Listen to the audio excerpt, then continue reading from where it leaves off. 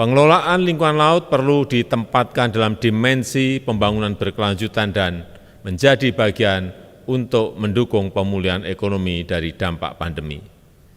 Presidensi G20 Indonesia akan mengangkat pentingnya ekonomi biru, karbon biru, dan penanganan sampah laut.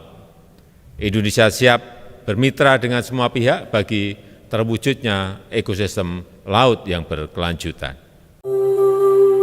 Sebagai salah satu negara maritim terbesar di dunia, dengan luas perairan mencapai 6,4 juta kilometer persegi, lebih dari 17.000 pulau, dan 108.000 kilometer garis pantai, sudah sepatutnya Indonesia mulai melakukan transformasi tata kelola sumber daya alam dengan beralih fokus dari land base menjadi maritime base sebagai upaya mewujudkan ketahanan pangan nasional. Untuk menjaga laut agar potensinya yang besar dapat dinikmati oleh generasi yang akan datang, pengelolaan laut dan sumber daya yang ada di dalamnya harus dilakukan dengan menyeimbangkan faktor ekologi dan ekonomi.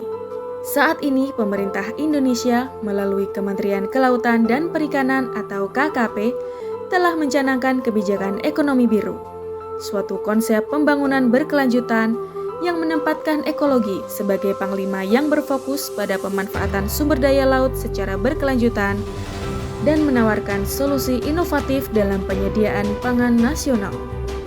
Keberhasilan pelaksanaan kebijakan ekonomi biru di Indonesia tentu akan sangat mendukung upaya nasional dalam mewujudkan ketahanan pangan.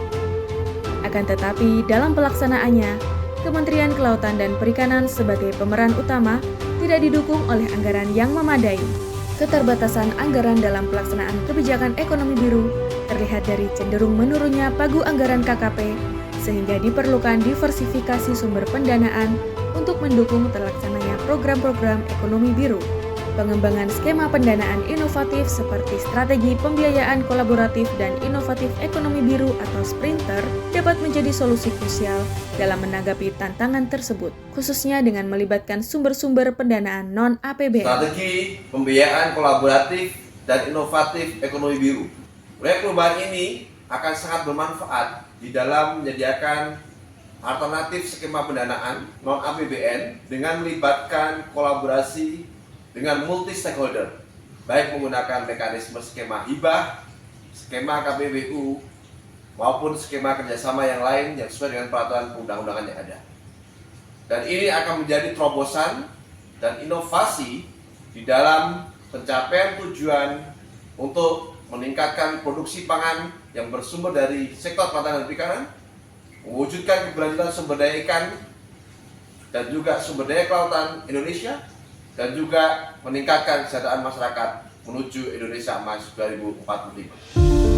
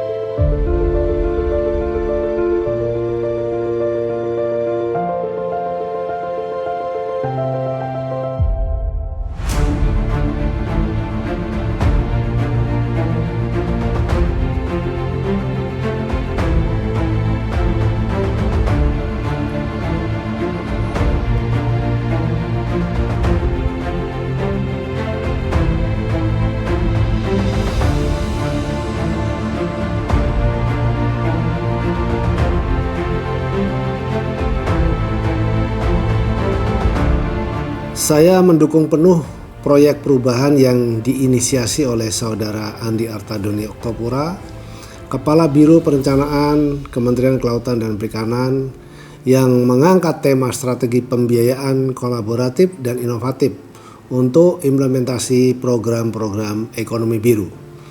Saya meyakini ini merupakan inovasi dan terobosan yang mampu mengatasi permasalahan terkait keterbatasan anggaran APBN di Kementerian Kelautan dan Perikanan. Ini merupakan inovasi yang baik dan merupakan terobosan yang akan mampu menjawab permasalahan yang dihadapi saat ini di Kementerian Kelautan dan Perikanan.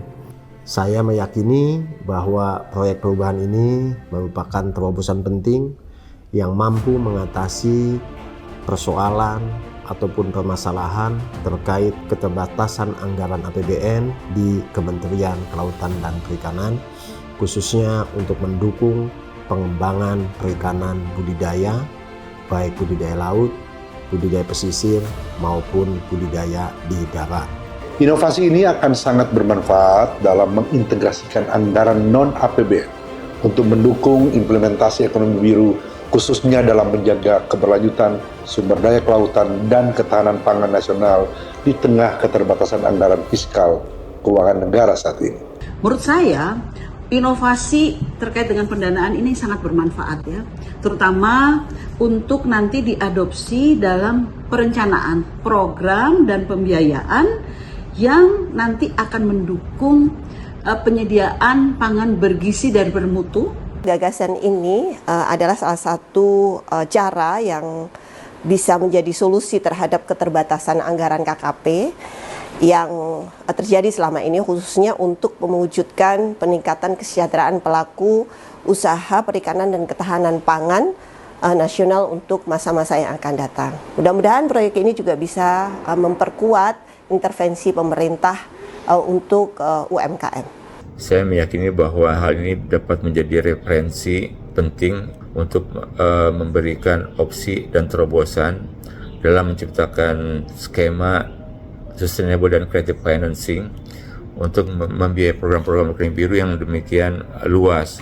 Saya meyakini bahwa hal ini merupakan terobosan baru dan penting yang akan mampu mengatasi permasalahan khususnya terkait dengan keterbatasan anggaran APBN di Kementerian KKP.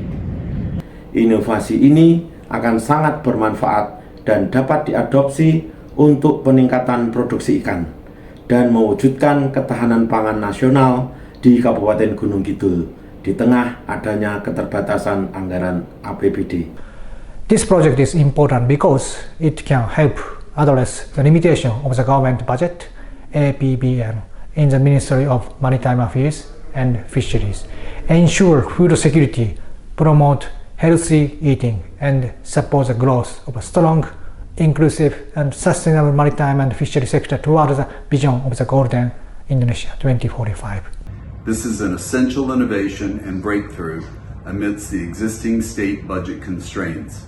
I hope this can become a solution and a model for budget governance transformation that can be implemented in the Ministry of Marine Affairs and Fisheries efficiently and accountably. Gagasan ini gagasan yang cerdas, fresh, dan berpotensi besar untuk dapat memberikan kontribusi nyata terhadap pembangunan perikanan dan kelautan di Indonesia, terutama untuk meningkatkan kesejahteraan rakyat. Tersedianya skema pendanaan alternatif yang berpotensi menghasilkan pendanaan inovatif dan kolaboratif dengan skema hibah sebesar kurang lebih 59 juta US dollar pada tahun 2025 yang berasal dari beberapa program yang ditawarkan oleh beberapa negara dan mitra donor yaitu China dan GEF-8 untuk pembiayaan program-program ekonomi biru. Meningkatnya kompetensi 62 orang SDM di Biro Perencanaan yang sebelumnya kurang memahami skema pendanaan inovatif dan kolaboratif yang bersumber dari non-APBN, membuka potensi pengembangan skema pendanaan baru dengan menggunakan skema Coral Bond yang akan dibiayai oleh World Bank sebesar 10 juta US dollar dan dikelola oleh BPDLH Kementerian Keuangan untuk pembiayaan kegiatan ekonomi biru dengan membuka window sektor kelautan dan perikanan, meningkatkan jejaring kerja dan kolaborasi program antara KKP dan lintas kementerian lembaga, pemerintah daerah, mitra NGO, dan filantropi dan negara lain.